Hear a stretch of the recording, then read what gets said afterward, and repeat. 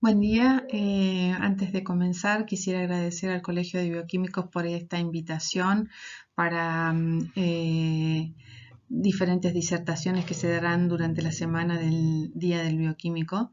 Y gracias también por permitirme abordar un tema que a mi modo de ver es de interés general y es un tema en el que todos los bioquímicos deberíamos estar empapados o al menos saber, digamos, cómo abordar cada vez que tenemos un paciente transgénero en el laboratorio. El tema de mi disertación es el laboratorio en la población transgénero, la importancia de saber lo que medimos. La palabra transgénero es un término globalmente usado que define a personas cuya identidad de género, expresión de género o conducta no se ajusta a aquella que generalmente se asocia con el sexo que se les asignó al nacer. La medicina transgénero tiene una terminología o una forma de identificar a los pacientes transgénero de X forma. En el caso de mi disertación me voy a referir a una mujer trans, pero sepan que cuando hablo de mujer trans estoy hablando de un varón biológico con identidad de género femenino. Y de la misma manera, cuando hablo de un varón trans, me estoy refiriendo a una mujer biológica con identidad de género masculino. Un término muy usado hoy en día es diversidad sexual. Sepan que hablamos o que se utiliza esta terminología cuando estamos hablando de sujetos cuya autopercepción de género es diferente a la que se le asignó al nacer.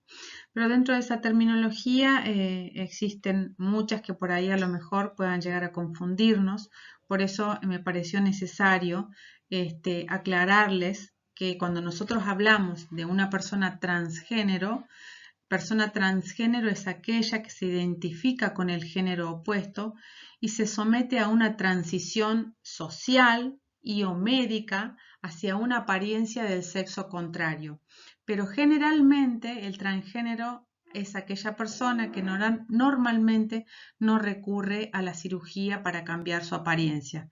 Mientras que cuando hablamos de transexual, estamos hablando de una persona que siente que ha nacido con un cuerpo equivocado y desea someterse a un cambio de sexo mediante una intervención quirúrgica, además de la hormonización, de su cambio de género, hablando del mismo psicológicamente.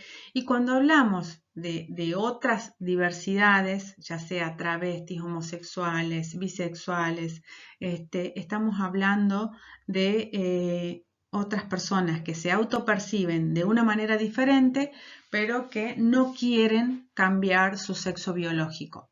Dentro de esto también es necesario hablarles, o por lo menos decirles, que los que manejamos la medicina transgénero, cuando nos referimos a un paciente cisgénero, estamos hablando de una persona que no solamente tiene su sexo biológico femenino o masculino, sino que se autopercibe de la misma forma. ¿Se entiende? Cisgénero es igual a mujer biológica y se autopercibe mujer, y cisgénero varón, si queremos decirle así, es un varón biológico que se autopercibe varón. Esta es una línea de tiempo que me encanta, que es del año 2017 y que fue publicada en la revista de la Sociedad Chilena de Ginecología y Obstetricia. Es una línea de tiempo que, como ustedes pueden ver, abarca al menos casi 70 años en los que se puede ver, digamos, cuáles fueron los acontecimientos más importantes que ha sufrido la población transgénero a lo largo del tiempo. Esta línea comienza en el año 1948, de donde datan las primeras publicaciones de un joven que deseaba transformarse en mujer.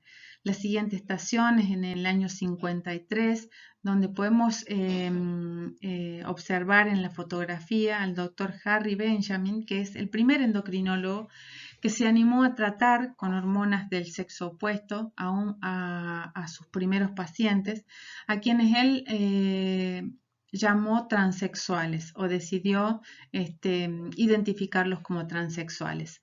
En el año 1979 es cuando se funda la Asociación Internacional de Disforia de Género, llamada Harry Benjamin en honor a su nombre, y actualmente esta asociación pasó a tomar el nombre de Asociación Profesional Mundial de la Salud Transgénero. Esta asociación es la que crea el primer protocolo oficial para los tratamientos de reasignación de género, que se denominan estándares asistenciales. Hasta la fecha existen diversas publicaciones de los estándares asistenciales. La última actualización es la número 8. Estos estándares asistenciales son los que puntualizan la manera en la que deben realizarse los tratamientos psiquiátricos, endocrinológicos y quirúrgicos en las personas trans. Los trastornos de identidad de género aparecen por primera vez en los manuales diagnósticos y estadísticos de los trastornos mentales, llamados DSM. El primer manual o el primer DSM que publica los trastornos de identidad de género es el DSM-3, en donde aparecen o se denomina los trastornos de identidad de género dentro de un apartado denominado transexualidad.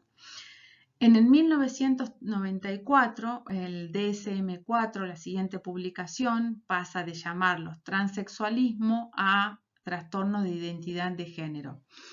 Luego pasamos, fíjense que pasan más de 15 años hasta que en el año 2010 la asociación que les nombré anteriormente, Profesional Mundial de la Salud Transgénero, emite un comunicado donde despatologiza totalmente a la población transgénero y con un comunicado que dice lo siguiente: la expresión de las características de género que no están asociadas de manera estereotipada con el sexo asignado al nacer es un fenómeno humano común y culturalmente diverso que no debe ser juzgado como inherentemente patológico o negativo.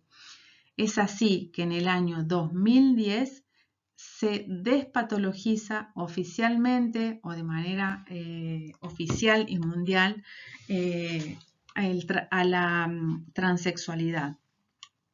Pero aún así, en el año 2013 sigue apareciendo en el DSM-5, siguen apareciendo criterios diagnósticos, pero que ya no se llaman trastornos de identidad de género, sino que pasan a un apartado denominado disforia de género. Y esta línea de tiempo culmina en el año 2015 para los chilenos, pero para nosotros los argentinos culminaría, o no sé si culminaría o es una forma de decir que bueno, que termina en algo que se logró y que se venía luchando desde hace mucho tiempo, que es la sanción de la Ley de Identidad de Género que se realiza en el año 2012 en la Argentina. En Argentina, nuestra ley de identidad de género lleva el número 26.743, ha sido sancionada el 9 de mayo del 2012 y permite que las personas trans sean inscritas en sus documentos con el nombre y sexo de elección. Además, ordena que todos los tratamientos médicos de adecuación a la expresión de género sean incluidos en el programa médico obligatorio, tanto público como privado. Para hablar de etiología de lo que más correctamente podríamos llamar disforia de género, incongruencia de género, que son los términos más actuales aceptados socialmente para hablar a nivel médico, digamos, de la población transgénero. Existen varias teorías acerca de la etiología, existen teorías que son psicosociales, o socioculturales, si queremos llamarles, y existen teorías biológicas. Dentro de lo que son las teorías psicosociales o socioculturales, podemos decir que son aquellas que se basan en factores no cuantificables y subjetivos, dando un peso importante al ambiente social como determinante en la conducta sexual. Y cuando hablamos de teorías biológicas podemos hablar acerca de lo que es la diferenciación sexual. Sabemos que existe una diferenciación sexual primaria, que es la que determina el sexo genético y cromosómico. Aparentemente, digamos, no habría ninguna alteración en estos sujetos en lo que se refiere a diferenciación sexual primaria. También existe una diferenciación sexual secundaria, que es donde interviene o donde se ve la influencia de las hormonas sobre el sexo gonadal, y aparentemente, digamos, en la población transexual tampoco habría, digamos, una alteración a este nivel de la diferenciación sexual secundaria. Y también se habla, dentro de lo que son las teorías biológicas, de una diferenciación sexual cerebral. Aparentemente es en esta diferenciación sexual cerebral donde habría una discordancia y es la que determinaría la disforia de género o la incongruencia de género en estos pacientes. Dentro de las etiologías pueden ser socioculturales únicamente, biológicas únicamente o pueden ser mixtas. Al realizar el abordaje de un paciente transgénero, no debemos desconocer que el proceso hacia la reeducación de género consta de 3 pilares fundamentales. El primer pilar o la primera etapa consta de una evaluación psicológica inicial. La segunda trata de una evaluación endocrinológica y tratamiento hormonal cruzado. Aquí el rol más importante, o en esta etapa, es donde interviene el laboratorio endocrinológico y es al que me voy a referir durante mi disertación porque es la etapa que me concierne como bioquímica endocrinológica. Y por último, la tercera etapa, que es la cirugía de reasignación sexual, que como el mismo término lo dice, es abordada por el equipo de cirugía. Como ustedes pueden ver, estos pilares fundamentales son abordados de manera multidisciplinaria. Es necesario que este tipo de pacientes sean abordados por un equipo especializado para que sean abordados de la mejor manera posible, ya que son pacientes que deben ser seguidos o monitoreados a lo largo de toda su vida. De estas 3 etapas, nada más hacer hincapié que en la primera etapa psicológica inicial es una etapa que a mi modo de ver necesariamente deberían pasarla todos los pacientes antes de comenzar con la segunda, que es la etapa en la que comienzan el tratamiento hormonal. Y digo que sugiero que pasen por esta primera evaluación psicológica inicial porque es en esta etapa en la que se hace el diagnóstico diferencial y en la que el profesional de salud mental ayuda a transitar a un paciente durante sus 24 horas con el sexo que ese paciente se autopercibe. Esta etapa es fundamental a mi modo de ver, es una etapa que en algunos casos o en algunas bibliografías se aconseja que sea de por lo menos 6 meses y que pueden durar de 6 meses a 2 años o más, o inclusive durar toda la vida el acompañamiento psicológico de un paciente. Eso dependerá de cada paciente en particular. Pero es una etapa, a mi modo de ver, fundamental porque no solo se llega a descartar otras patologías psicológicas que hacen al diagnóstico diferencial, sino que es donde se realiza el acompañamiento de la transición de un paciente hacia el género autopercibido. La evaluación endocrinológica y el tratamiento hormonal cruzado en los adultos consta de 3 etapas. En la primera etapa, en la etapa preanalítica, cuando un paciente llega al laboratorio, es necesario que nosotros como bioquímicos podamos identificarlos con el nombre y el género autopercibido. En mi caso en particular, digamos, con la médica endocrinóloga que nos iniciamos en el camino del acompañamiento a los pacientes transgénero, quedamos de acuerdo en que cada vez que ella me enviara al laboratorio a un paciente que comienza o que va a comenzar el tratamiento hormonal cruzado, en el diagnóstico iba a colocarme las siguientes siglas como para no estigmatizar a un paciente. Es necesario entonces que por lo menos en el diagnóstico conste tratamiento hormonal cruzado, si te trata de un transvarón, de un transmujer, cuál es el tiempo de tratamiento. Eso es lo ideal, que como médicos endocrinólogos dejen asentado en el diagnóstico, digamos, al menos estas siglas para que nosotros como bioquímicos endocrinólogos sepamos de qué paciente estamos hablando y una vez emitido un resultado, sobre todo de hormonas sexuales, sepamos de qué manera interpretarlas. La segunda etapa es la etapa analítica, en la que consta, digamos, que concierne, digamos, al control del tratamiento hormonal cruzado y cuyo objetivo es individual y ya lo vamos a ver. Y la última etapa es la etapa posanalítica en la que emitimos un resultado y es importante que en esos resultados se establezcan valores de referencia para ambos sexos o que se informen con valores de referencia para ambos sexos. En esta etapa cabe aclarar que no existen valores de referencia para la población transgénero, sino que son valores que se extrapolan a la población cisgénero. Y ya lo vamos a ver más específicamente.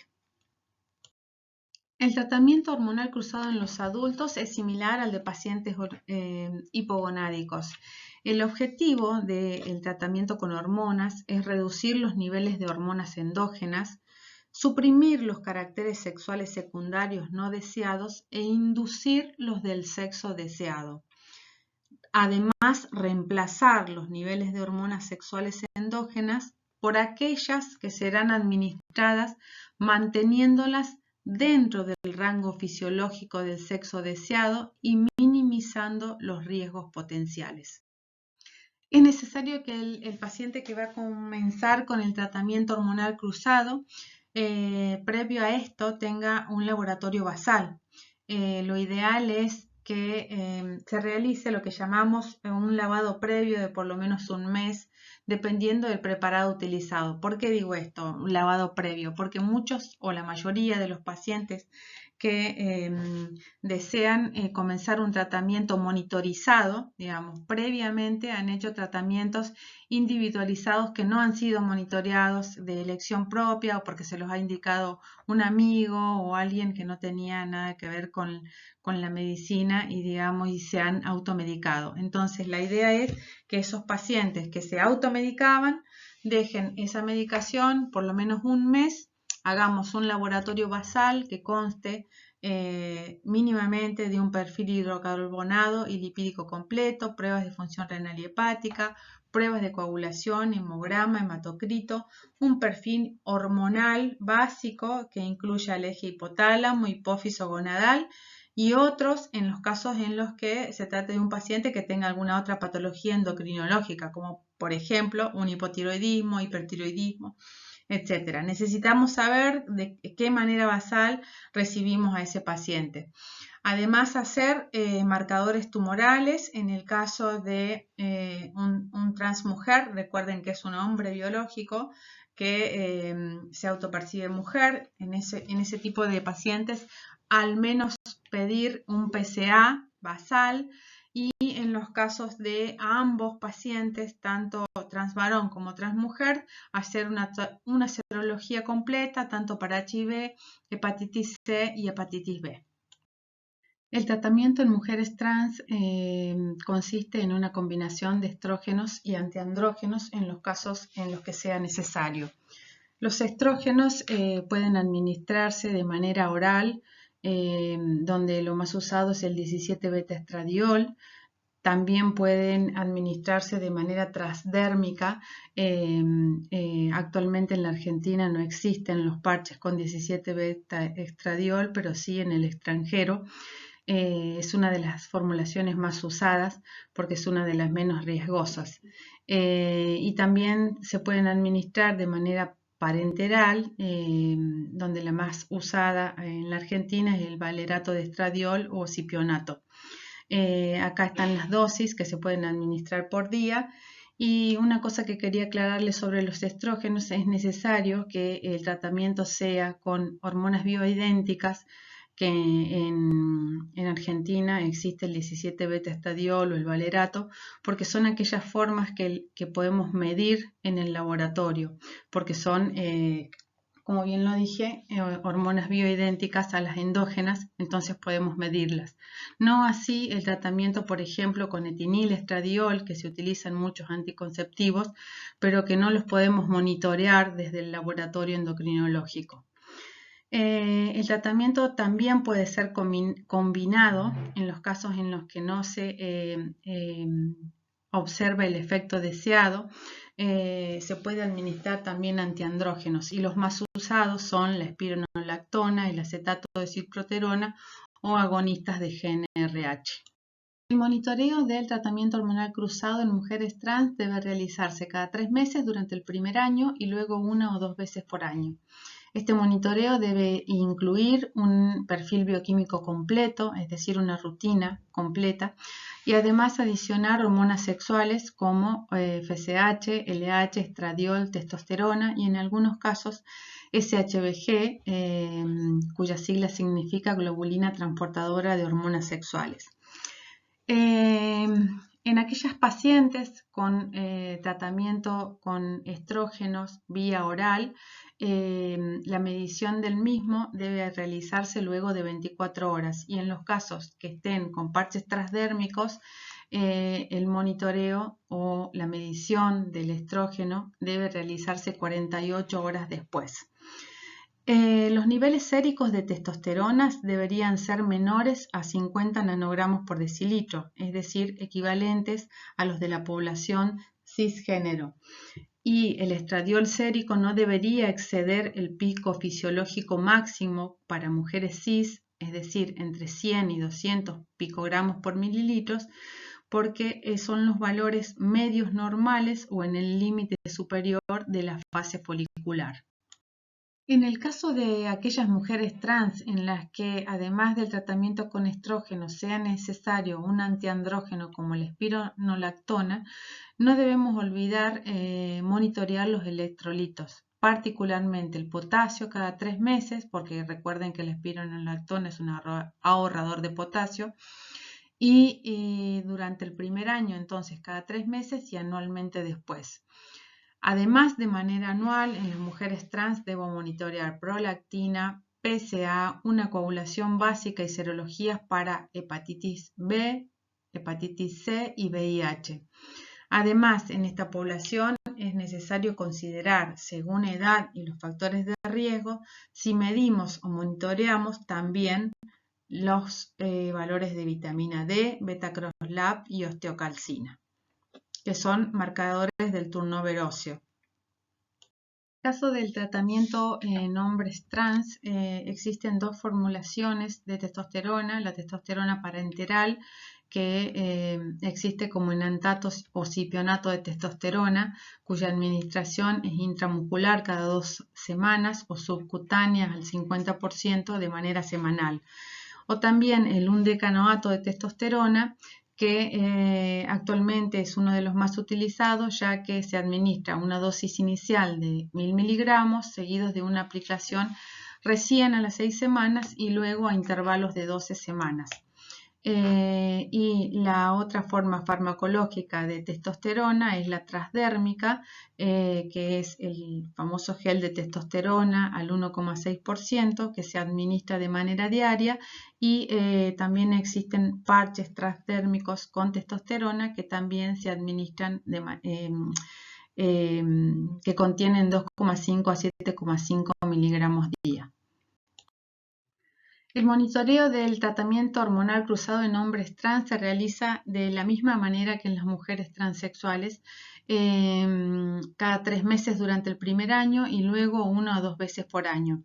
El monitoreo consiste igualmente en un perfil bioquímico completo y hormonas basales que incluyen a FSH, LH, estradiol, testosterona y SHBG. Y es importante recalcar que el tratamiento con testosterona en la mayoría de los pacientes aumenta el hematocrito, por lo tanto es importante monitorear tanto el hematocrito como la hemoglobina cada 3 meses y luego 1 o 2 veces al año. En estos pacientes es necesario realizar un screening para osteoporosis, sobre todo en aquellos que suspenden el tratamiento con testosterona o que no cumplen con la terapia hormonal o que desarrollen riesgos de pérdida ósea. En los hombres trans debemos medir la testosterona cada 3 meses hasta que los niveles estén en el rango fisiológico masculino normal. En el caso de que nosotros usemos enantato o cipionato de testosterona, ya sea de manera intramuscular o subcutánea, debemos medirla en medio de ambas dosis. Y el objetivo es alcanzar valores de testosterona que estén comprendidos entre los 400 y 700 nanogramos por decilitro. Alternativamente, podemos medir los niveles máximos y mínimos para asegurar que los niveles permanezcan en el rango normal masculino. En el caso de que usemos un decanoato de testosterona parenteral, debemos monitorearla antes de la siguiente inyección. Si el nivel es menor a 400 nanogramos por decilitro, debemos ajustar el intervalo de dosificación. Y en el caso de que usemos testosterona transdérmica, debemos monitorear la testosterona luego de 1 semana de aplicación diaria y al menos 2 horas después de la misma. Después de haber hablado de lo que es el tratamiento hormonal cruzado en las personas adultas, no quiero dejar de hacer referencia al tratamiento en niños y adolescentes. En lo que respecta a esta población, debemos saber que la mayoría de los niños prepúberes que presentan una no conformidad de género no continuarán con una identidad de género trans en la adolescencia. Estudios prospectivos y retrospectivos sugieren que la disforia de género o la incongruencia de género en la infancia persiste en la adolescencia o hasta la edad adulta en solo un 10 a un 27%. Pero la disforia de género o incongruencia de género que se intensifica con el inicio de la pubertad no cede espontáneamente en la mayoría de los casos. Bien, entonces, ¿qué dicen los consensos internacionales en lo que respecta al tratamiento en niños y adolescentes? Se sugiere entonces el uso de análogos de GnRH con una edad mínima de 12 años en estadio 2 a 3 de Tanner hasta los 18 años. Y a los 16 años es posible asociar dosis progresivas de estrógenos o andrógenos. Cabe destacar que el tratamiento hormonal con supresión puberal es reversible, pero al asociar tratamiento hormonal cruzado existe la posibilidad de infertilidad. Aún no hay ensayos a largo plazo que puedan descartar esta posibilidad. Los protocolos basales y de seguimiento durante la supresión de la pubertad incluyen monitorear cada 3 a 6 meses la talla, el peso, la talla sentada, la presión arterial y los estadios de Tanner. Cada 6 o 12 meses monitorear a nivel del laboratorio LH, FSH, estradiol, testosterona y vitamina D. Y cada 1 o 2 años la densidad mineral ósea y la edad ósea en la radiografía de la mano izquierda si está clínicamente indicado. Y en lo que respecta al protocolo basal y de seguimiento durante la inducción de la pubertad en el sexo deseado, se entiende, se debe monitorear cada 3 a 6 meses la antropometría, como bien les dije, cada 6 a 12 meses en varones trans, al igual que en los adultos, hemoglobina, hematocrito, lípidos, testosterona y vitamina D. También así en las mujeres trans, prolactina, estradiol y vitamina D. Cada 1 o 2 años la densidad mineral ósea y la edad ósea en la radiografía de la mano izquierda. también si está clínicamente indicado, y con respecto a la densidad mineral ósea, es necesario controlarla hasta la edad adulta, 25 a 30 años o hasta que se haya alcanzado el pico de masa ósea. Llegando al final de mi disertación, quería dejarles algunas conclusiones que me parecen importantes en lo que respecta al tratamiento de estos pacientes. Entonces, ¿qué factores debo tener en cuenta desde el seguimiento bioquímico? Tanto en trans varón como en trans mujer hay una supresión completa de gonadotrofinas, LH y FSH. En el caso de las mujeres trans, con respecto al perfil lipídico, es limitada la evidencia para determinar si el tratamiento con estrógenos es protector o perjudicial sobre el metabolismo de los lípidos y la glucosa. Pero lo que se sabe es que aumenta LDL y triglicérido, que disminuye HDL, que existe un aumento de peso, de la presión arterial y de los marcadores de resistencia a la insulina. Y sobre el tejido óseo, el tratamiento con estrógeno sería protector de acuerdo a las últimas publicaciones. En el caso de varones trans, recordarles que existe un aumento fisiológico y significativo del hematocrito y la hemoglobina, pero dentro del rango de referencia masculino. Existen muy pocas publicaciones que hablan de poliglobulia en estos pacientes, pero cabe destacar que, digamos, esto se normaliza luego de 6 meses a 1 año de tratamiento. También se observa un perfil lipídico más heterogénico, disminuye HDL y aumentan los triglicéridos, y en lo que respecta a la sensibilidad a la insulina existen resultados mixtos. En los niños trans, aclarar que no se realiza ningún tratamiento en la niñez, solo evaluación psicológica y acompañamiento hasta la pubertad. En la etapa prepuberal, si el laboratorio general es normal, se puede comenzar el tratamiento con análogos de GnRH para detener la pubertad. Y es importante destacar el trabajo en equipos multidisciplinarios que incluyen tanto bioquímicos, endocrinólogos, salud mental, cirugía plástica, urología, ginecología, fonoaudiología, etc. Aún sabiendo que hay mejores resultados globales y probablemente menor mortalidad en hombres trans, la posibilidad de no realizar intervenciones deleterias en mujeres trans no sería opcional, ya que el malestar por la disforia de género no tratada prevalece por sobre las potenciales complicaciones del tratamiento hormonal cruzado. En términos generales, la calidad de vida de sujetos transexuales tras el proceso de readecuación corporal podría calificarse como buena o muy buena comparativamente a su anterior estado de salud y bienestar. Entonces, a mi modo de ver, las personas trans deben ser consideradas como sujetos de derecho que en base a su autonomía pueden decidir sobre los procedimientos involucrados en el proceso de readecuación de género, decisiones que deben ser respetadas y donde nuestro rol es informar sin sesgos. Aunque los datos actuales apoyan la seguridad del tratamiento hormonal cruzado para las personas transgénero, con supervisión médica, se requieren estudios más grandes y a más largo plazo en la medicina transgénero. Y llegando al fin de mi disertación, me tomé el atrevimiento de algunas recomendaciones finales. La primera sería trabajar en equipo. Creo que la mejor forma de beneficiar a un paciente de estas características o a cualquier otro paciente es trabajando de manera multidisciplinaria, porque cuando se trabaja de esta manera en conjunto es cuando se obtienen los mejores resultados.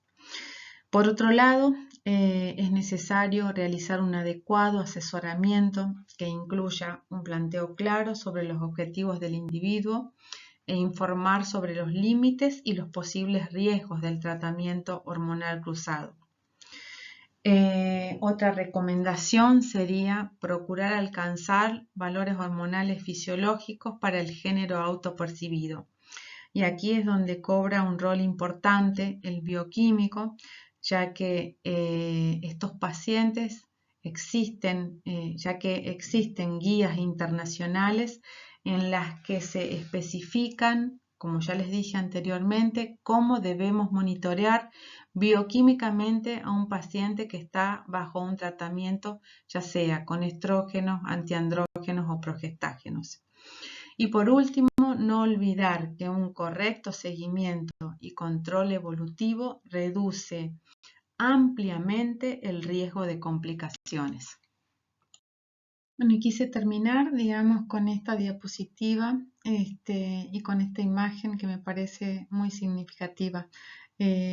Para mí empezar a estudiar este tema como endocrinóloga, digamos, no fue fácil porque cuando comencé muy poca gente se dedicaba a esto.